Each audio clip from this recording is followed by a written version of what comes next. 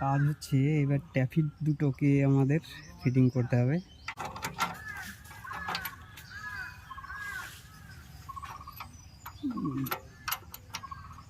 ব্যাস চলে গেছে। এবার অ্যাডজাস্টটা করার সময় আমরা দেখব যে এর কতটা আপ ডাউন করছে, মানে হাই হচ্ছে না লো হচ্ছে, এই জিনিসটা এবার দেখার দরকার। তো এবার এখানে টাইট দিলে তবেই বোঝা যাবে যে আমাদের লুজ করতে হবে নাকি টাইট দিতে হবে, সেটা এইবার বোঝা যাবে। এবার এইখানটায় বোঝা যাবে যে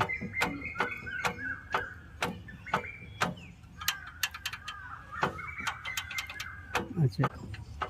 তা চলুন এবার ক্লিয়ারেন্সটা এবার অ্যাডজাস্ট করি।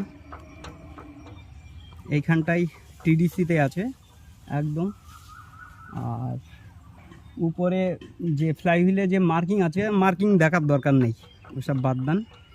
এখন ও থিওরিক্যালে গেলে পারে অন্য রকম গিয়ে দাঁড়াবে, তো প্র্যাকটিক্যালেই দেখাই। তা এই হচ্ছে আমাদের টিডিসি, মানে এই ইনটেক আর এক্সজস্ট ভ্যালভ দুটো আপ ডাউন করছে, মানে একদম মিডিলে আছে। তো এই সময় যখন ইনটেক এই যে চাপ দিল, এইবার আমার এক্সজস্টের দিকটা এবার আমার অ্যাডজাস্ট করে নিতে হবে। তা চলুন আমি ইনটেক ভ্যালভটাকে আমি ডাউনে করে নিলাম, নিয়ে এক্সজস্টটা অ্যাডজাস্ট করব।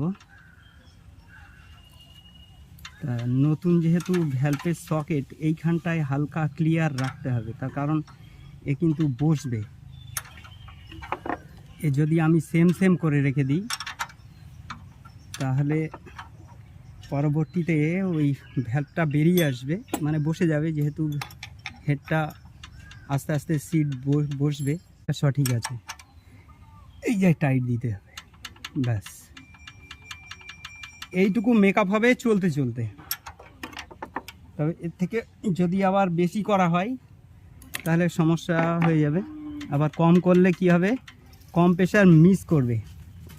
আচ্ছা, এবার এক্সজস্ট যখন বসছে, এই যে ইনলেটটা ইনটেক উঠে আসলো আর এক্সজস্ট নিচের দিকে যাচ্ছে, এই যে যখন চেপে গেল তখন আমরা এটার অ্যাডজাস্টটা করব। চলুন সেম ওইভাবেই করতে হবে। যেহেতু আমরা পিলার গেজ এখানটা ব্যবহার করছি না, পিলার গেজ যদি ব্যবহার করি তাহলে